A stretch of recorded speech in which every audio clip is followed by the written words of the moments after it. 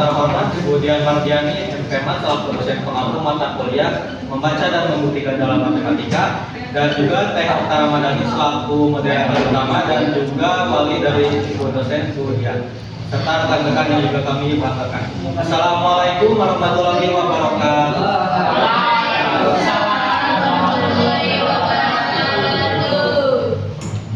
Puji dan syukur hendaklah kita panjatkan kehadirat Allah Subhanahu wa Ta'ala, karena berkat atas rahmat dan karunia-Nya kita semua bisa sehat walafiat dan cepat. Kami ucapkan terima kasih juga kepada rekan-rekan sekalian karena telah memberikan kesempatan bagi kami untuk melakukan presentasi.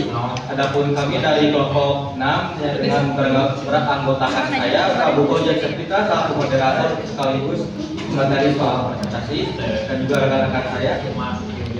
Saya ada sebagai pemateri. Baik, saya Riki Karunasidi sebagai kameramen. Langsung saja kita akan mulai.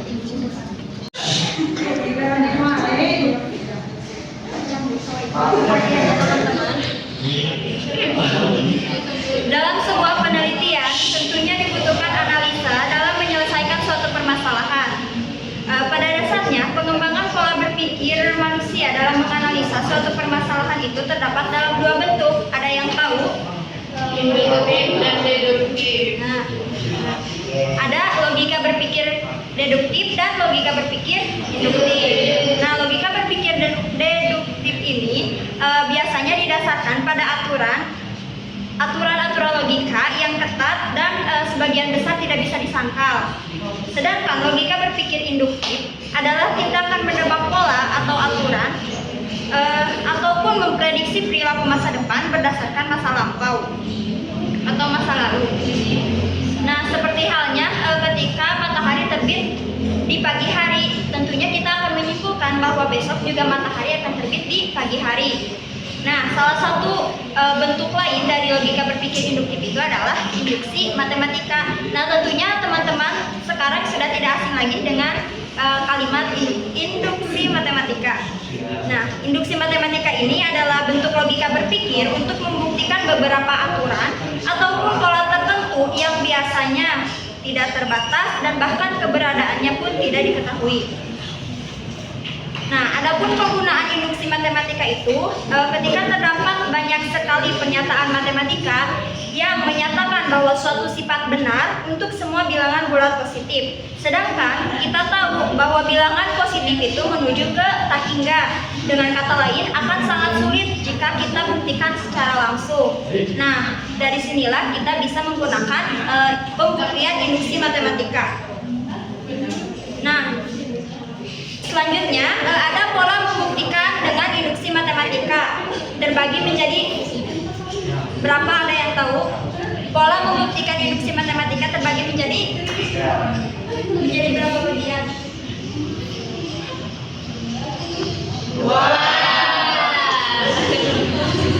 Terbagi menjadi dua. Nah, yang pertama itu membuktikan bahwa pernyataan benar untuk nilai-nilai awal bilangan bulat positif secara langsung.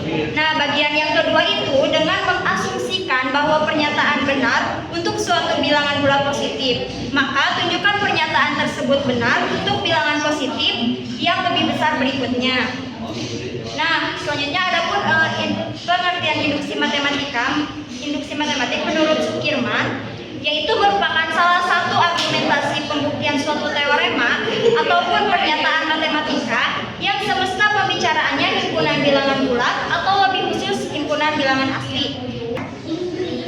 Untuk lebih jelasnya akan dijelaskan di contoh berikut yang akan disampaikan oleh saya. Nah, baik, untuk selanjutnya yaitu masuk ke bagian soal induksi matematika, yaitu buktikan bahwa 2 tambah 6 tambah 10 tambah 14 tambah titik-titik ditambah 4n dikurangi 2 sama dengan 2n kuadrat untuk setiap n anggota bilangan asli.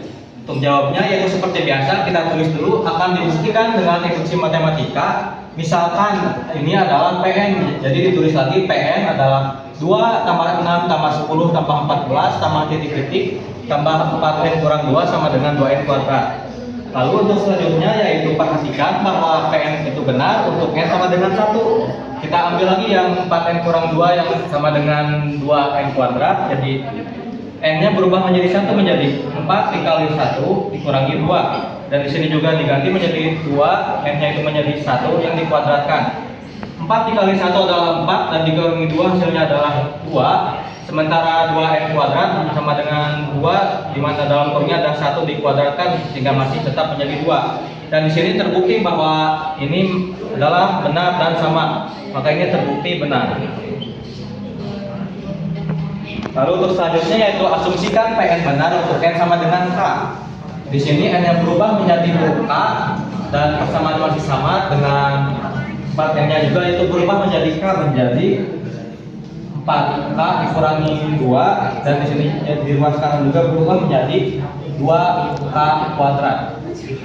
Lalu selanjutnya kami tunjukkan PN benar untuk N sama dengan K ditambah 1 dan di sini N-nya itu berubah menjadi K ditambah 1. Terus lagi seperti biasa yaitu 2 tambah 6 tambah 10 tambah 14 tambah titik-titik dan yang di dalam kurungnya itu dirubah menjadi yang sebelumnya yaitu 4K dikurangi 2. Karena di sini akan ditunjukkan untuk N sama dengan K ditambah 1, maka akan ada ditambah dengan satu hal yaitu yang 4 dikali K tambah 1 dikurangi 2, sementara di ruas kanan juga berubah K-nya menjadi 2 dalam kurung K tambah 1 kuadrat.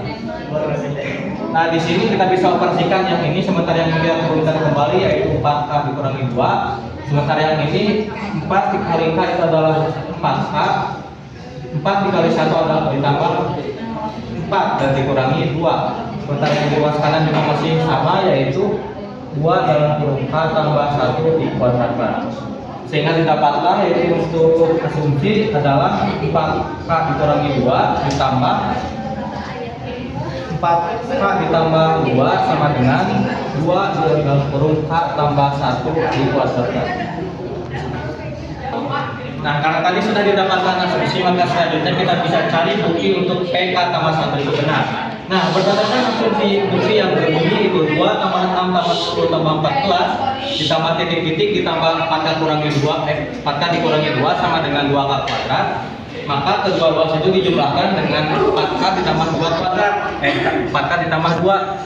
Nah, dengan itu bisa kita tulis kembali lagi ini, karena ini sudah sama dengan asumsi yang dari sini, maka kita bisa fokus ke ruas kanannya yang dari 2K kuadrat ditambah 4K ditambah 2. Di sini kita bisa keluarkan ini menjadi dalam bentuk 2 dikali dalam kurung K kuadrat ditambah 2K ditambah 1, karena hasil dari 2 dikali persamaan kuadrat ini adalah ini. Nah, dari persamaan ini bisa diubah kembali bentuknya menjadi yang lebih kuadrat yaitu 2 dalam kurung K ditambah 1 kuadrat, karena di saat ini dikuadratkan selisihnya juga akan sama seperti ini. Nah, dari sini bisa terlihat bahwa kedua ruas yang sudah dijumlahkan dengan 4K ditambah 2 itu sama dengan yang ada di asumsi, yaitu 2 dalam kurung K tambah 1 kuadrat. Jadi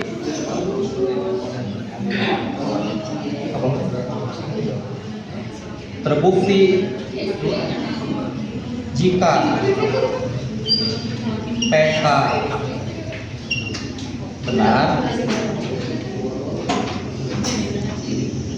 maka P dalam kurung K tambah 1 itu juga benar. Sehingga kesimpulannya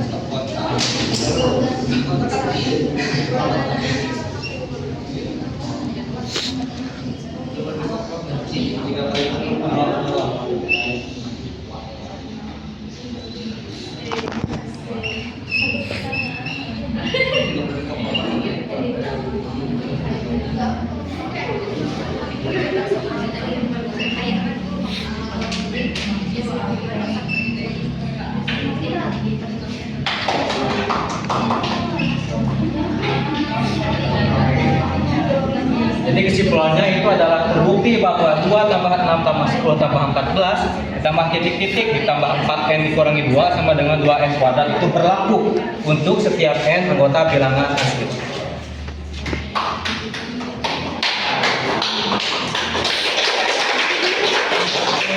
Baik, mungkin hanya sekian presentasi dari kelompok kami. Selebihnya mohon maaf apabila ada kesalahan atau kekurangan kata. Sekian, wabillahi taufiq wal hidayah. Wassalamualaikum warahmatullahi wabarakatuh.